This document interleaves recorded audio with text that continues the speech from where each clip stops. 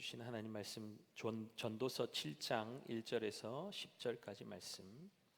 전도서 7장 1절에서 10절까지 구약 성경 953면에 있습니다.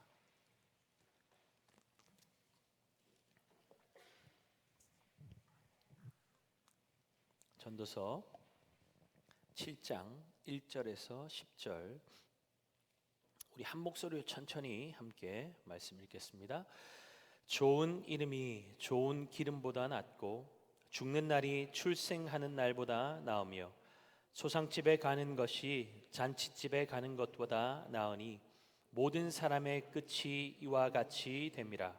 산자는 이것을 그의 마음에 둘지어다. 슬픔이 웃음보다 나음은 얼굴에 근심하는 것이 마음에 유익하기 때문이니라. 지혜자의 마음은 초상집에 있으되 우매한 자의 마음은 혼인집에 있느니라.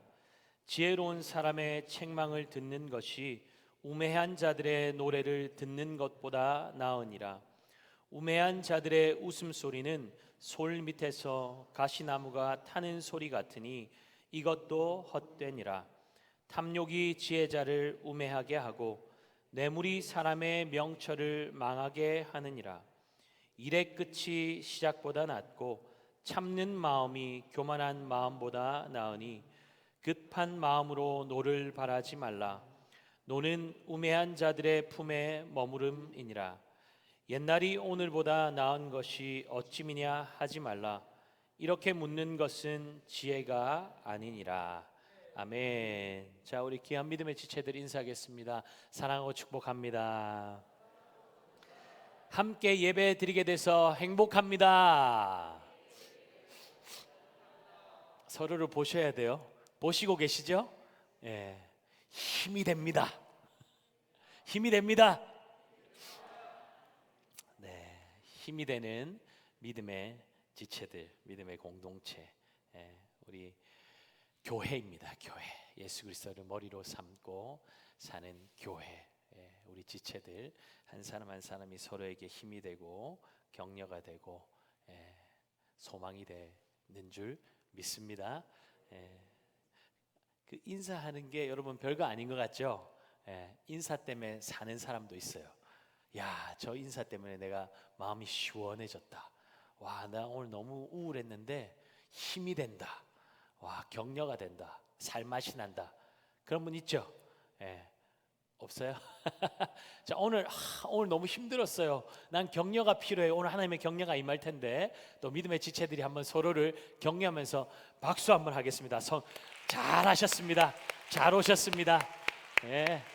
응원합니다. 자, 우리 하나님께 영광의 박수.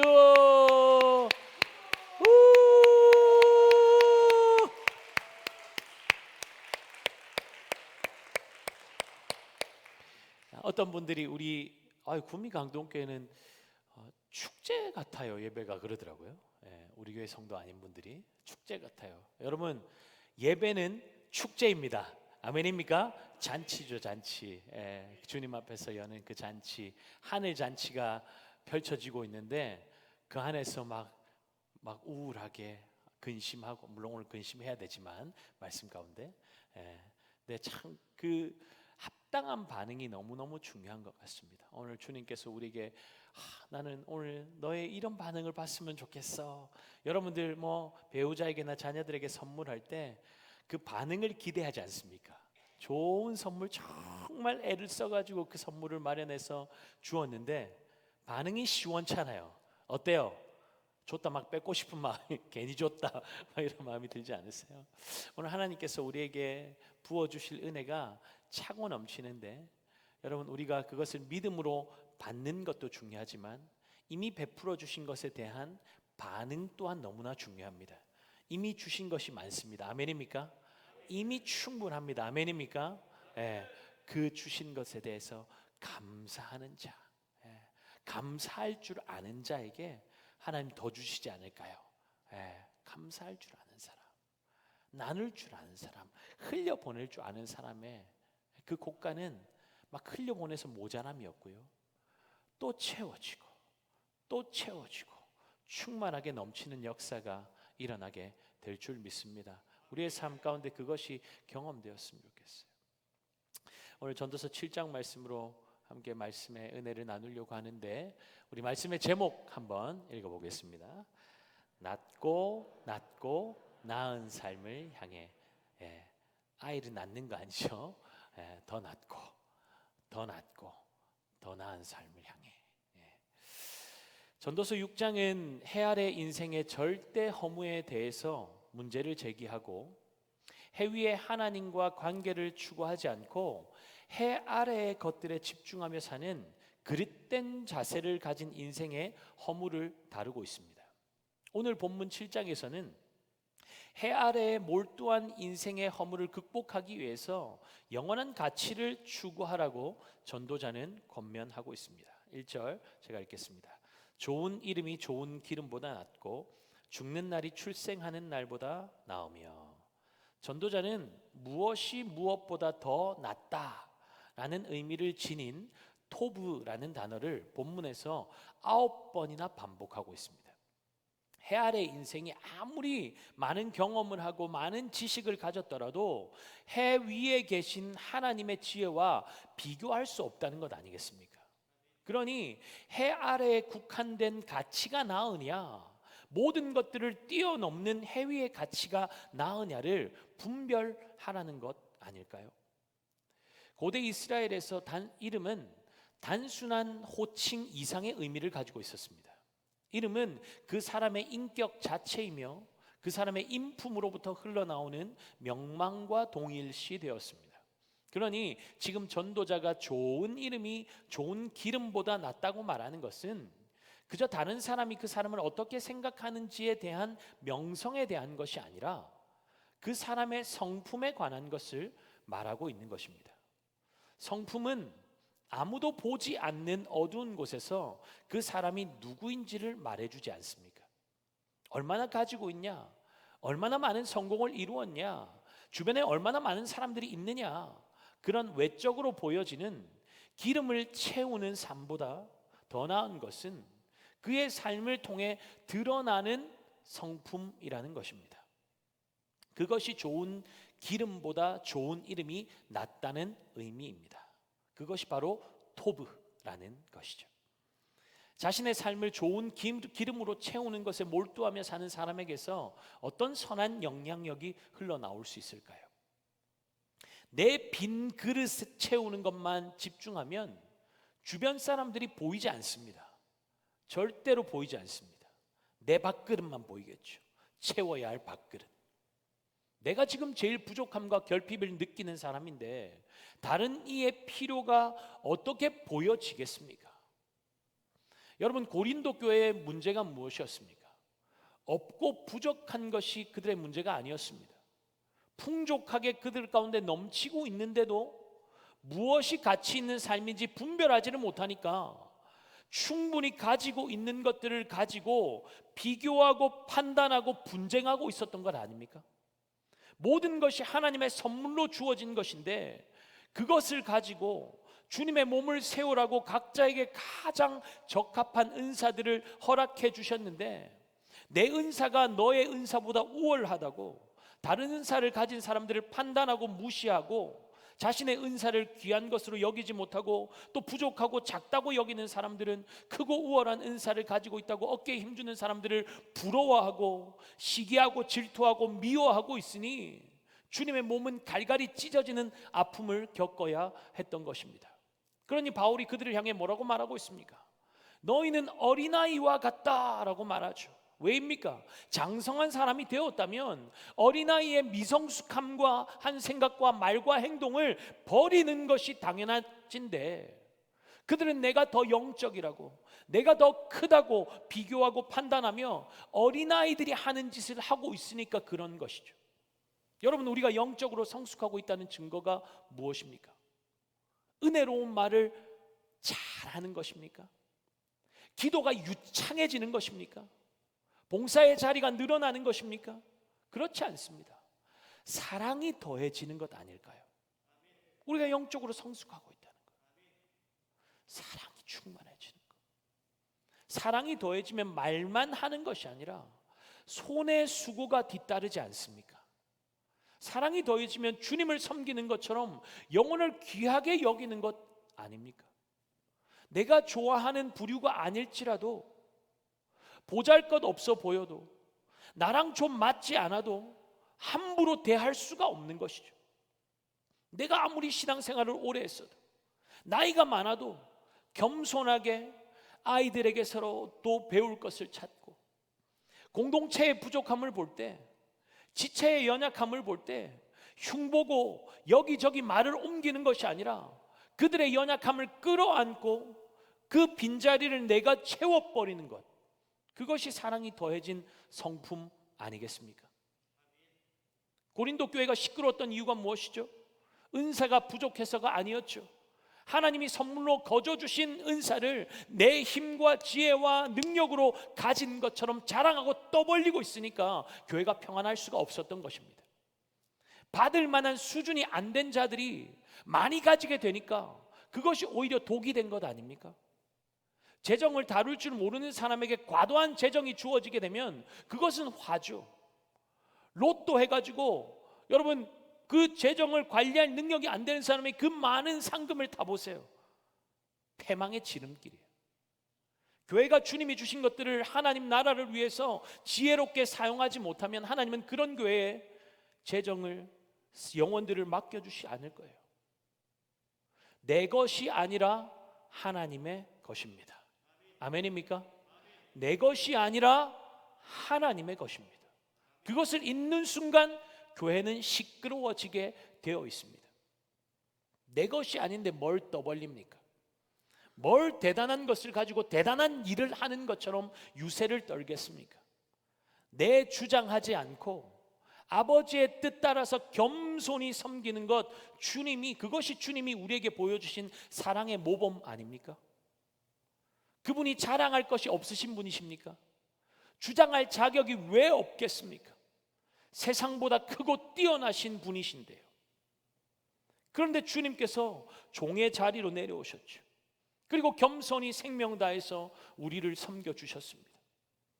그렇다면 진짜 성숙한 자, 영적인 사람, 선하고 아름다운 영향력을 끼치는 사람이 어떤 사람일까요? 신앙생활 오래 하고 은사가 많고 가진 것이 많고 외적으로 영향력 있어 보이는 사람이 아닌 것이죠. 진짜 성숙한 자는, 진짜 배우고 싶은 영적인 사람은 예수 그리스도의 성품을 닮은 사람이라는 것이. 여러분, 이 부분을 조금만 더 나누고 싶어요. 예수님은 우리의 선한 목자 아니십니까? 그분이 우리의 선한 목자라는 증거가 무엇이죠? 팔레스타인에서 좋은 목자의 기준이 무엇이었을까요? 만약 미인 선발 대회처럼 좋은 목자 선발 대회가 있다면 좋은 목자의 자격이 무엇으로 증명이 될 수 있을까요? 근육질에 힘이 좋고 싸움을 잘하는 사람일까요? 물맷돌을 잘 던지는 사람일까요? 달리기가 빠른 사람일까요?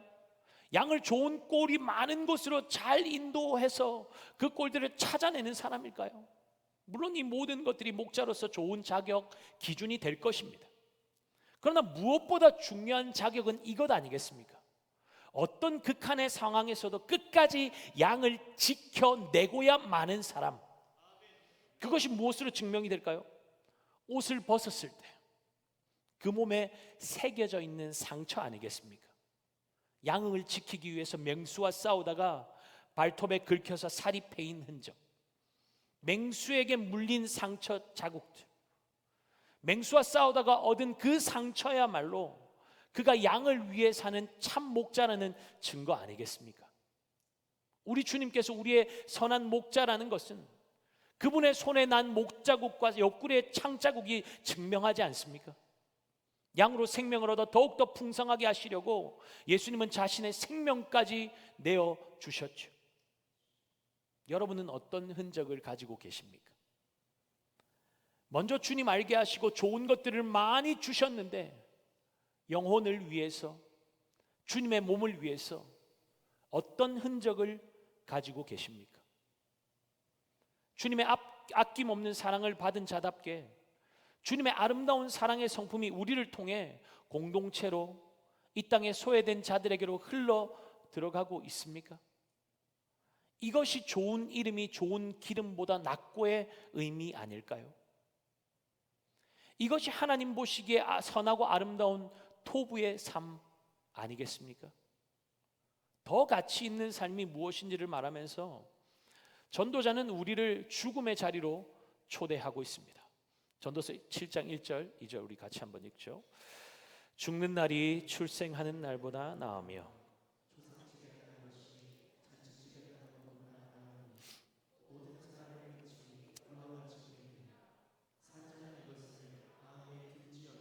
아멘. 이것은 세상에 대한 비관적인 시각을 반영한 염세주의자의 탄식이 아닙니다. 즐거움을 죄악시하는 것도 아닙니다. 인생의 참된 의미를 발견하려면 인생의 최악의 상태를 회피하는 것이 아니라 직면해야 한다는 것입니다. 인간의 상태는 죄로 인해서 원래 영화로운 상태에서 벗어나 망가진 상태 아닙니까? 무엇이 영화로운 것인지 제대로 분별하지를 못하니까 해 아래 속한 이 땅의 것이 전부인 것처럼 그것에 온 마음과 온 생각을 몰두하며 살아가는 것이죠. 그런데 좋은 기름을 쫓던 삶을 살던 전도자가 죽음을 직면하고 나니 추구하는 대상이 달라지고 삶을 대하는 자세와 관점이 완전히 달라지더라는 것입니다. 그러니 그의 생각은 죽는 날이 출생하는 날보다 낫다는 생각으로 옮겨지게 된 것이죠. 죽는 것은 해 아래 인생의 끝이요 출생은 그 시작이니, 다른 말로 하면 그는 이제 시작보다 끝을 더 중요하게 생각하게 되었다는 것입니다. 인생을 어떻게 시작하였는가 보다 인생을 어떻게 마감하며 끝냈는가가 그 인생의 마지막이 어떠했는지가 인생 전체의 질과 의미와 가치를 결정한다는 것입니다. 출생은 죄 많은 세상으로의 입장이지만 성도의 죽음은 눈물과 고통이 없는 완성으로의 퇴장이기 때문에 성도가 어떤 죽음을 맞을 것이냐가 너무나 중요한 것이죠. 사실 우리가 어느 나라에서 어떤 가정에서 어떤 모습으로 태어날지를 결정할 수가 없지요. 토부, 하나님의 선하신 뜻 가운데 우리는 남성, 여성의 성별을 가지고 대한민국에서 여러분이 속한 그 가정에서 태어났습니다. 그것이 부유한 가정, 다복한 가정일 수도 있고 어렵고 힘든 가정이었을 수도 있습니다. 왜 하필 나는 이런 가정에 태어났는가? 부모님이 나를 뒷바라지만 좀 잘해줬어도 나는 더욱더 나은 삶을 살 수 있었을 텐데. 그렇게 출생의 한계를 비관하는 분도 있을지 모르겠습니다. 좀 더 나은 환경에서 출생했더라면 좀 더 많은 것을 이룰 수 있었다는 것 때문에 그런 이야기를 생각을 하는 것이겠죠. 그런 면에서 출생은 잠재적인 희망을 가지게 합니다. 그러나 전도자는 그것보다 더욱더 주목해야 할 것은 죽음이라고 말하고 있습니다. 죽음은 삶의 성취이기 때문입니다. 어떤 환경에서 태어날지 그 어떤 인생도 결정할 수 없지만 이 땅에서 어떤 삶을 살지는 자신이 선택할 수 있지 않습니까? 원망하며 비관하며 없는 것에 집중하며 살 것인가? 해 위에 계신 분의 뜻이 무엇인지를 구하며 그분을 붙잡는 삶을 살 것인가? 그것은 우리의 선택에 달린 것이겠죠. 그렇게 살았던 인생의 마지막은 그 인생이 어떤 삶을 살았는가, 무엇을 성취했는가를 증명하게 될 것입니다. 사람들은 얼마나 비싼 수의를 입고 얼마나 비싼 관 안에 어떤 고급 재질의 쿠션 위에 그 사람이 눕게 되었는지를 생각하지 않습니다. 그 사람이 어떤 삶을 살았는지를 주목하게 되겠죠. 여러분은 여러분의 영정사진 앞에서 사람들이, 여러분이 알던 사람들이 어떤 이야기를 했으면 하는 바람을 가지고 계십니까? 영국의 극작가 버나드 쇼가 남겼다고 전해진 말처럼 우물쭈물하다가 내 이럴 줄 알았다, 이런 묘비명을 남기고 싶은 분이 어디 있겠습니까? 무엇보다 죽음 이후에 우리 모두는 하나님의 심판대 앞에 서게 될 것인데 우리가 성취하려고 달렸던 그 모든 것들이 과연 우리 하나님이 평가하시기에 합당한 삶의 열매들일 것이라고 여러분 확신하십니까? 주님이 주신 하루하루를 잔치와 같이 기쁨으로 사는 것 중요하지만 과연 그것이 무엇을 위한 것인지, 어떤 삶이 지혜로운 삶인지 잔치자리에는 알 수 없고, 잔치자리에서는 알 수가 없고, 초상집에서 죽음을 직면할 때야 알 수가 있다는 것입니다. 그러니 전도자는 산자가 이것을 마음에 두라고 권면하고 있는 것이죠. 2절 말씀 우리 함께 읽겠습니다. 초상집에 가는 것이 잔치집에 가는 것보다 나으니 모든 사람의 끝이 이와 같이 됨이라. 산자는 이것을 마음에 둘지어다. 세상은 우리에게 한 번뿐인 인생, 눈치 보지 말고 마음껏 즐기라고 외칩니다. 끊임없이 해 아래 있는 것들에 몰두하며 살게 만들죠. 지금 우리의 시대는 기다림의 미학이나 여백의 미가 사라진 지 오래입니다. 모든 것이 빠름으로 귀결됩니다. 오랜 시간 숙성시키고 묵묵히 우려내는 과정을 그 누구도 반기지 않습니다. 당장 눈앞에 보이는 빠른 결과물을 내야만 인정받는 세상이죠. 심지어 이제는 모든 것이 생겨도, 모르는 것이 생겨도 사전을 뒤적이거나 책을 찾아보면서 고민하는 과정조차 필요 없게 되었습니다. 인공지능 AI에게 질문하면 단 몇 초 만에 즉각 해답을 제시하는 시대를 살고 있지 않습니까? 그러나 여러분 기억하십시오. 세상의 지식과 답은 클릭 한 번으로 빠르게 얻을 수 있을지 몰라도 예수 그리스도를 닮은 거룩한 성품은 결코 한순간에 이루어지지 않습니다.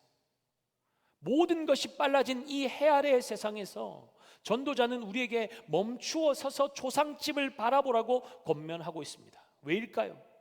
지혜와 성품은 즉석식품처럼 빠르게 만들어지는 것이 아니라 죽음이라는 인생의 끝을 직면하면서 깊이 묵상하고 우려낼 때 비로소 완성되는 해 위의 가치이기 때문입니다. 전도자는 계속해서 토부, 무엇이 더 선하고 아름다운지를 말하고 있죠. 3절입니다. 슬픔이 웃음보다 나음은 얼굴에 근심하는 것이 마음에 유익하기 때문이니라.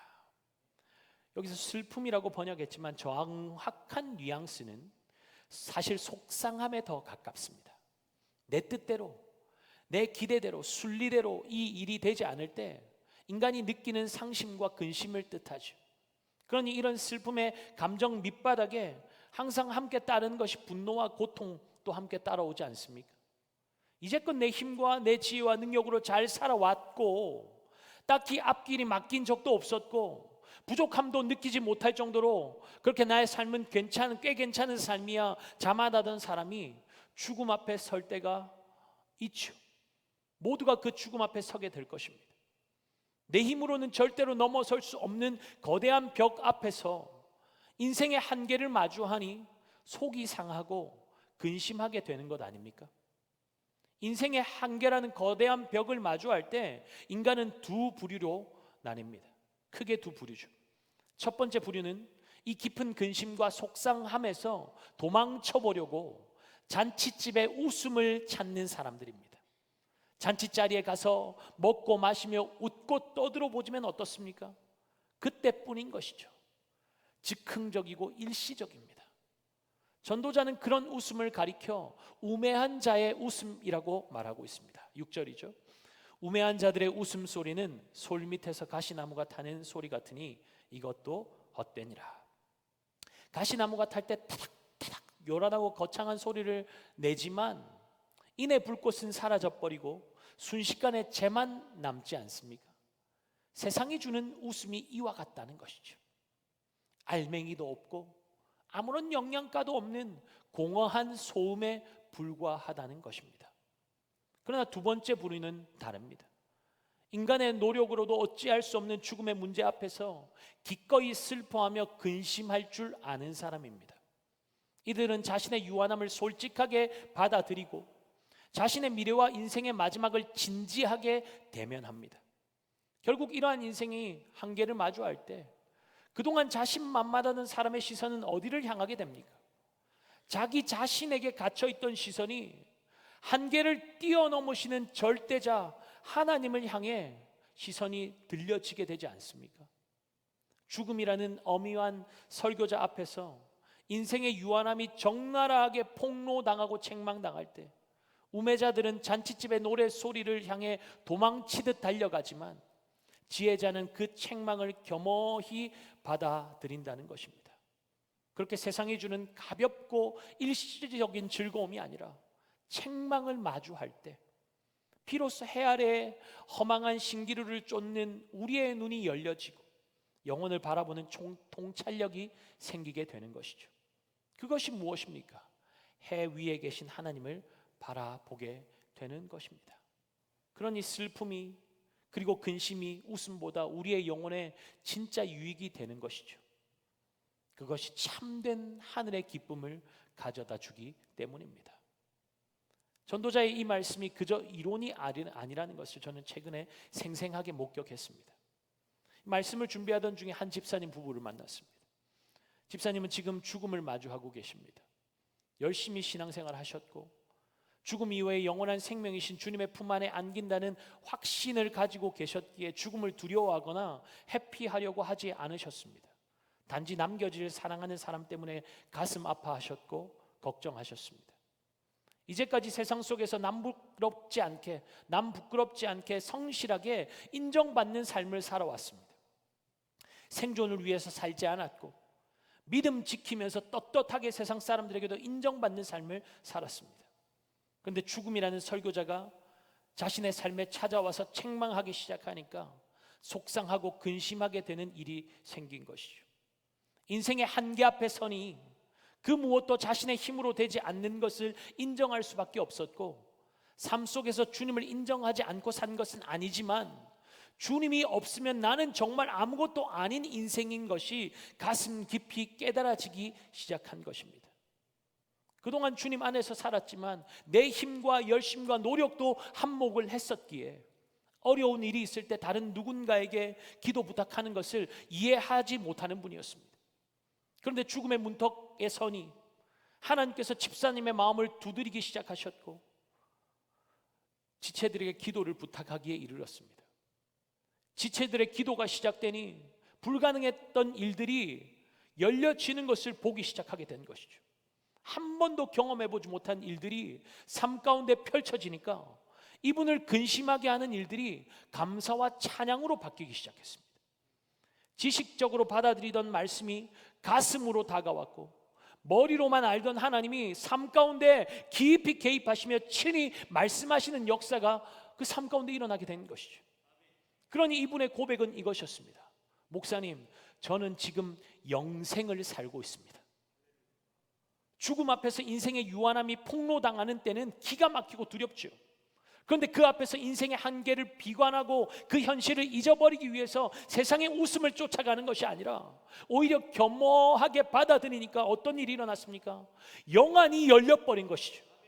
그동안에 육안으로만 보면서 다 본다고 했었지만 영안이 열려버리니까 자신의 삶이 다르게 보이는 것 아닙니까? 다르게 해석되는 것 아닙니까? 내 삶에 실제하고 계신 하나님이 너무나 선명하게 보여지는 것이죠. 예수님을 구주로 믿는 성도가 죽고 난 이후에만 천국에서 영생을 누리는 삶을 사는 것이 아니라 지금 이 땅에서도 주님으로 말미암아 임한 천국의 삶, 영생을 누린다는 것이 어떤 것인지를 이 집사님이 얼마나 분명하게 증언하시는지, 이것이 정말 예수 믿는 자의 삶이지 하며 탄성이 절로 터져 나왔습니다. 주님 안에서 영생의 삶을 살고 계시니 대화하는 내내 웃음이 넘쳐나는 시간이었습니다. 상황과 여러분, 이것이 세상에 주는 허접하고 유한한 웃음과 과연 비교나 할 수 있겠습니까? 상황과 환경이 아니라 주님이 우리와 함께하고 계시니 소망이 넘치고 기대가 넘치게 되고 하늘의 기쁨으로 충만하게 되는 것이죠.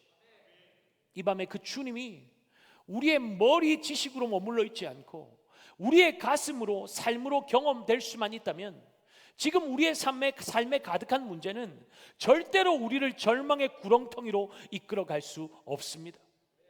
구덩이에 빠져 있다 할지라도 그 자리에 내 주님 함께하고 계시니 그 어디나 하늘나라가 되는 것이죠. 카페에서 그 집사님이 몇 번이고 예수님이 좋은 걸 어떡합니까? 몸을 들썩이면서 찬양하시는데, 고난의 시간으로 말미암아 주님을 더욱더 선명하게 경험하며 더 깊어진 그 집사님의 삶이 거룩한 산제사로 주님 앞에 올려지는 모습을 저는 생생하게 목격했습니다. 사랑하는 여러분, 이 밤에 주님 앞에 드리는 우리의 예배가 그러했으면 좋겠습니다. 내 상황, 내 환경, 내 어떠함 바라보지 마시고 지금 살아서 내 삶 가운데 역사하시는 그 주님을 선명하게 보는 은혜가 있기를 예수님의 이름으로 축복합니다. 그러면 상황과 환경에 주목하겠습니까? 다른 사람들이 나를 어떻게 볼까? 눈치 보겠습니까? 예수님이 좋은 걸 어떡합니까? 덩실덩실 춤을 추지 않을까요? 낮고 나은 토부의 삶이 바로 그런 삶 아닐까요? 주님은 그런 삶을 기쁘게 받으시는 줄 믿습니다. 그런 삶을 향해서 기쁨으로 달려가는 저와 여러분 되시기를 예수 그리스도의 이름으로 축복합니다. 이어서 전도자는 우리의 영혼을 망가뜨리는 구체적인 삶의 유혹들을 다루고 있습니다. 7절이죠. 함께 봅니다. 탐욕이 지혜자를 우매하게 하고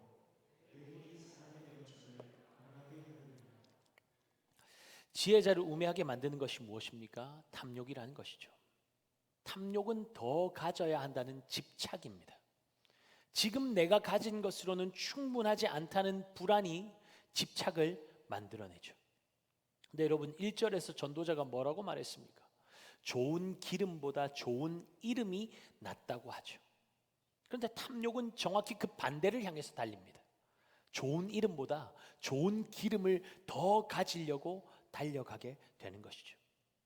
탐욕이 무서운 이유는 그것이 우리의 눈을 가려서 과정을 무시하고 오직 빠른 결과만 탐하게 만들기 때문입니다.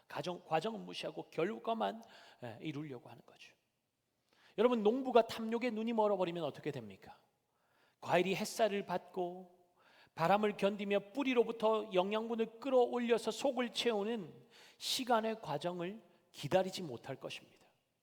대신에 성장 촉진 호르몬을 과도하게 주입하게 되겠죠. 그러면 남들보다 훨씬 빠른 시간 안에 엄청나게 크고 탐스러운 과일이라는 결과물을 얻게 될 것입니다. 하지만 그 과일의 맛은 어떨까요? 크기만 컸지 아무런 맛도 없고 쉽게 물러서 썩어버리는 과일이 될 것입니다. 그러면 쓰레기통으로 버려지게 되는 것이죠. 탐욕은 우리의 인생에 끊임없이 성장 촉진제를 주입하려고 충동질합니다. 기도의 분량을 채우고 말씀의 뿌리를 깊이 내리는 시간은 너무 더디고 지루해서 견디지를 못합니다. 남들보다 빨리 커야 하고 빠른 시간 안에 대단한 결과를 보여주어야 한다는 조급함에 눈이 멀어버리면 내 자아를 크게 부풀리기에만 급급하게 됩니다. 겉보기에 그럴듯한 신앙의 모양을 가졌으나 인생의 작은 바람만 불어와도 속절없이 무너져 내리는 이유가 바로 여기에 있는 것이죠.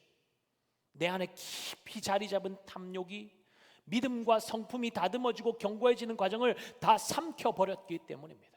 그 과정을 패스해버렸기 때문이에요.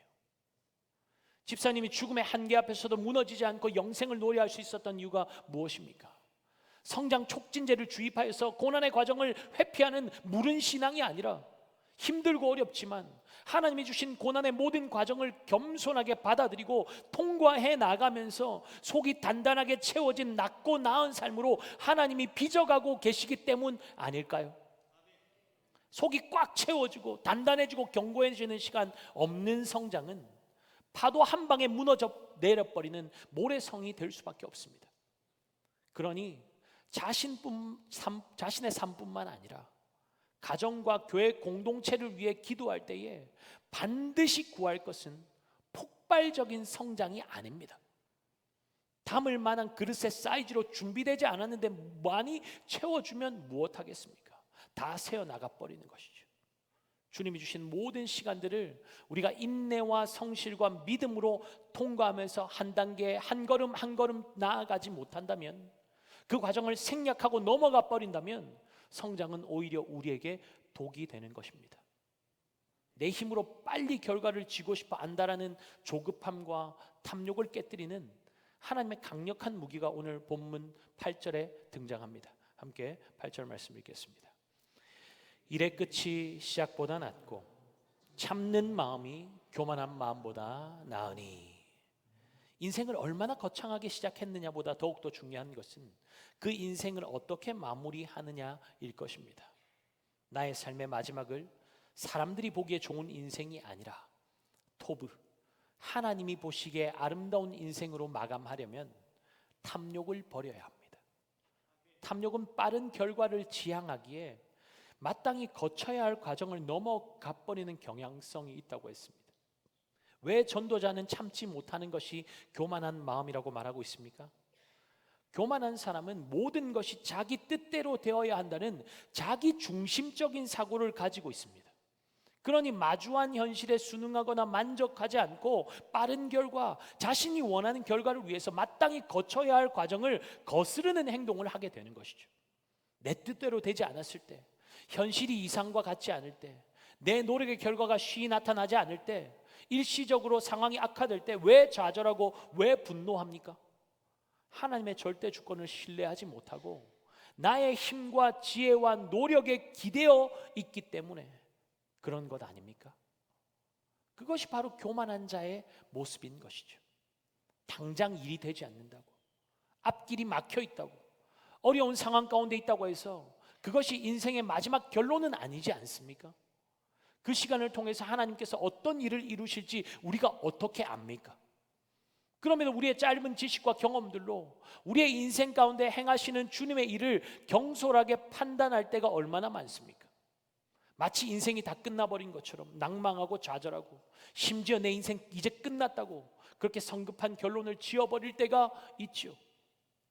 물론 너무나 당혹스러운 일을 만나면 정상적인 반응이 나오지 않을 수도 있지만 우리의 믿음의 뿌리를 어디에 두고 있느냐는 그 반응을 달리 할 수 있게도 만들 수 있지 않겠습니까? 급하게 노를 바라는 자를 우매한 자라고 평가하는 이유가 그것입니다. 9절이죠. 급한 마음으로 노를 바라지 말라. 노는 우매한 자들의 품에 머무름이니라. 우매한 자가 급한 마음으로 노를 바라는 이유가 무엇입니까? 여러분, 우리의 말과 행동은 우리의 내면에 무엇이 쌓여 있는가를 너무나 잘 보여주는 통로입니다. 급해서 당황해서 갑자기 그런 반응이 나온 것 같지만 사실 그것이 우리의 내면에 차곡차곡 쌓여서 자리 잡고 있었기 때문에 그 말과 행동이 툭 하고 튀어나온 것입니다. 그렇다면 그의 인생의 끝을 아름답게 마무리하는 데 필요한 성품은 무엇일까요? 참는 마음입니다. 한번 같이 할까요? 참는 마음. 8절에 말씀하시죠. 참는 마음이 교만한 마음보다 나으니. 누가 참고 인내할 수 있습니까? 누가 참고 인내할 수 있죠? 열받을 때, 저 사람이 나에게 함부로 대했을 때 누가 참을 수 있습니까? 누가 인내할 수 있습니까? 하나님의 절대 주권을 신뢰하는 사람 아닙니까? 자신의 삶을 하나님의 주권 아래 맡겨드린 사람 아닙니까? 그런 사람이 순간의 감정에 휩쓸려서 노를 바라겠습니까? 하나님의 뜻보다 내 뜻을 앞세우면서 달려가겠습니까? 자기 주장을 관철시키기 위해서 주변 사람들을 힘들게 만들겠습니까? 무슨 수를 써서라도 그 뜻을 관철시키려 하겠습니까? 그럴 수 없는 것이죠. 인간의 탐욕이 주님보다 앞서면 절대로 인생의 마지막이 아름다울 수 없습니다. 비참한 결과만 남길 뿐이죠. 인내와 겸손은 지금 당장 눈에 띄게 드러나지 않습니다. 화려하지도 않습니다. 그러나 그것이 그 인생의 마지막을 토브, 하나님이 보시기에 아름답게 만드는 것입니다. 하나님 신뢰하며 그 삶을 하나님의 손에 의탁하며 나아가는데 하나님께서 어찌 그 삶을 아름답게 빚어가지 않으시겠습니까? 그러니 어리석은 자와 같이 그 마음에 녹아 머무는 것을 방치하지 마시고 하나님을 경외함으로 하나님의 때를 기다리라는 것입니다. 그것이 지혜로운 삶이라는 것이죠. 10절 말씀 우리 함께 읽겠습니다. 옛날이 오늘보다 나은 것이 어찌미냐 하지 말라. 이렇게 묻는 것은 지혜가 아니니라. 다시 한번 읽죠. 옛날이 오늘보다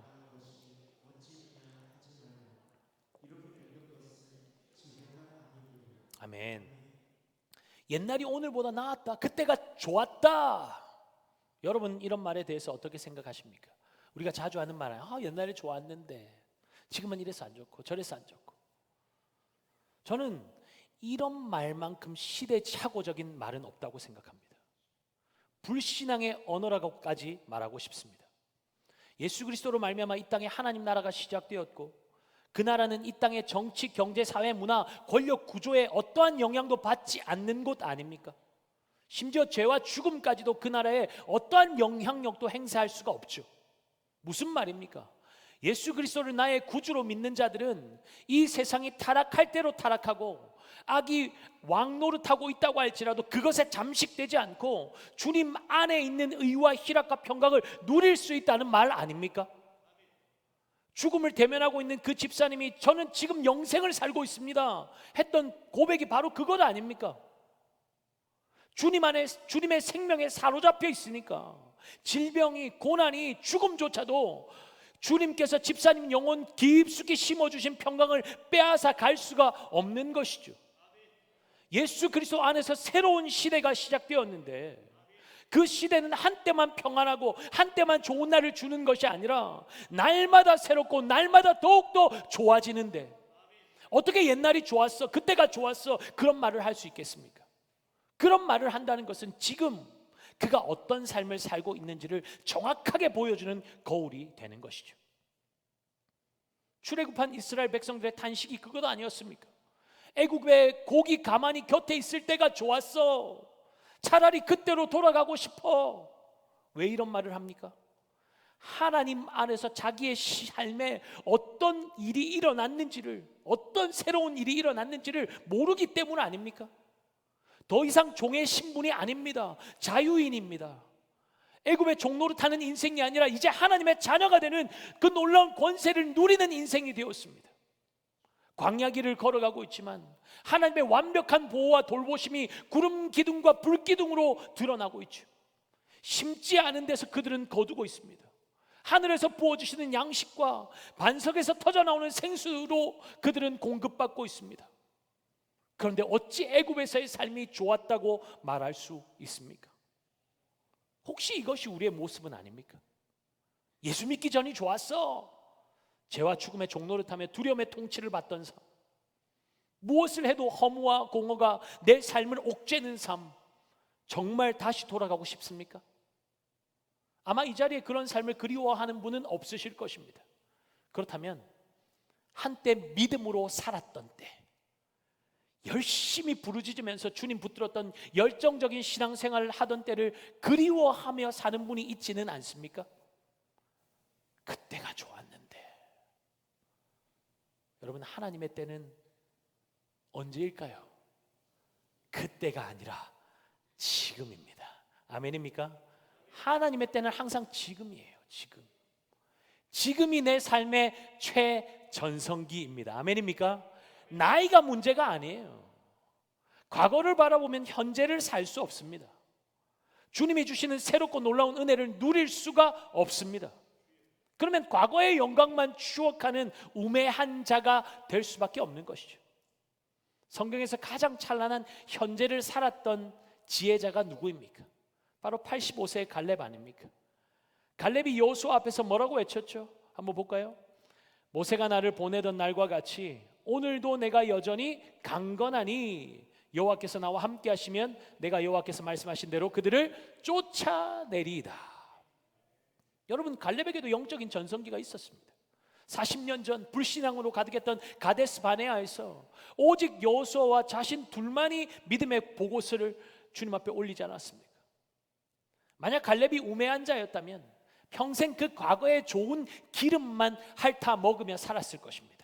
내가 왕년에 말이야, 모세의 오경의 산 증인이었고 홍해가 갈라질 때 맨 앞줄에 섰던 사람이야. 그때가 진짜 뜨거웠었지 하면서 과거의 무용담을 늘어놓으면서 오늘의 시간을 낭비했을지 모릅니다. 그러나 갈렙은 과거의 은혜에 박제되어 사는 우매함을 거부했습니다. 그의 시선은 그때가 아니라 오늘, 지금 이 순간 나와 함께 하시는 하나님께 고정되어 있었습니다. 육신은 후패했을지 모르지만 그의 속사람과 믿음은 85세인 오늘이 최전성기였습니다. 그렇게 남들은 다 기피하는 가장 크고 그 견고한 아낙 사람의 성읍 헤브론 산지를 바라보면서 과거의 하나님이 아니라 바로 지금 나와 함께 하시는 하나님이 계시니 이 산지를 지금 내게 주십시오 라고 당당히 외칠 수 있었던 것이죠. 사랑하는 여러분, 지혜자는 어떻게 사는 사람입니까? 왕년에 좋은 기름이 가득했던 시절이 아니라 지금 부어주시는 은혜, 다가올 하나님의 심판대와 영원한 하나님 나라를 바라보며 사는 사람입니다. 그 끝날을 바라보는 사람은 오늘 하루의 소중함을 압니다. 그러니 설령 지금 내가 서 있는 자리가 초라하고 지금 내 곁에 있는 사람이 때로는 힘들게 느껴져도 오늘 이 자리에서 믿음으로 그 하루를 주님과 함께 성실함으로 살아갈 수 있는 것 아니겠습니까? 지혜는 과거를 회상하는 곳에서 자라지 않습니다. 죽음을 직면하고 영혼을 바라보며 오늘을 묵묵히 살아내는 자리에서 하나님은 그의 삶을 낮고 나은 삶으로 빚어가시는 것입니다. 그것이 바로 토부입니다. 그것이 좋은 기름보다 낫고 잔치집보다 초상집이 낫고 시작보다 끝이 나은 이유입니다. 사랑하는 여러분, 이제 우리는 선택해야 합니다. 세상은 여전히 우리에게 더 많은 기름을 채우라고, 더 빨리 달려서 결과를 증명하라고, 잔치 같은 삶을 즐기며 살라고 우리를 충동질합니다. 그러나 오늘 해위에 계신 주님은 우리에게 완전히 다른 토부의 길을 보여주십니다. 남들에게 보이기 위한 화려한 기름을 내려놓고 아무도 보지 않는 곳에서 주님을 닮아가는 좋은 이름, 좋은 성품을 취하라고 말씀하십니다. 잔치집의 공허한 웃음소리에서 돌이켜서 초상집의 엄숙함으로 내 인생의 끝과 영혼을 바라보라고 말씀하십니다. 내 뜻대로 되지 않는다고 조급하게 분노하는 교만을 꺾고 하나님의 절대 주권을 신뢰하며 오늘이라는 과정을 묵묵히 살아내라고 말씀하십니다. 그것이 바로 주님이 우리를 위해 예비하신 낮고 나은 삶입니다. 저는 카페에서 덩실덩실 춤추듯 찬양하시던 집사님의 모습을 잊을 수가 없습니다. 환경이 바뀌어서가 아닙니다. 육신의 질병이 당장 치유되어서가 아닙니다. 육신은 쇠약해지고 있지만 속사람은 날로 새로워지고 있고, 머리 지식으로만 알던 예수님께서 내 삶에 실제하는 것이 너무나 선명하게 보이니까 그 어떤 환경도 집사님의 평안을 빼앗을 수 없었던 것이죠. 오늘 밤 주님께서 이 자리에 모인 저와 여러분에게 동일한 은혜를 주시기를 원하십니다. 내 뜻대로 되지 않아 속상하십니까? 사방이 막힌 것 같은 인생의 거대한 한계의 벽 앞에 서 계십니까? 낙심하지 마십시오. 거기가 끝이 아닙니다. 그 자리는 우리를 절망의 구덩이로 밀어넣는 자리가 아니라 해위의 하나님을 바라보게 하는 영적 초상집의 축복의 자리입니다. 그 구덩이 같은 삶의 자리에 내 주님이 함께하고 계시기에 오늘도 우리는 이 자리에서 천국을 외칠 수 있습니다. 이제 탐욕으로 움켜쥐었던 손을 내려놓읍시다. 그때가 좋았지 하며 과거만 돌아보던 미련한 눈을 돌려서 지금 나와 함께하는 살아계신 하나님을 바라보시기 바랍니다. 우리의 기도가 머리에만 머물지 않고 가슴으로, 삶으로 터져나오는 은혜가 있기를 바랍니다. 환경을 초월하여서 우리 영혼 깊은 곳에서부터 예수님이 좋은 걸 어떡합니까? 이 고백이 터져나올 때 주님은 우리의 오늘을, 우리의 내일을, 그리고 우리 인생의 마지막 날을 하나님이 보시기에 가장 선하고 아름다운 토부의 인생으로 빚어가실 줄 믿습니다. 오늘 밤 주님 보시기에 아름다운 토부의 삶이 저와 여러분의 삶이 될 수 있기를 예수 그리스도의 이름으로 축복합니다. 우리 다 함께 자리에서 일어나서 함께 찬양하며 나갑시다.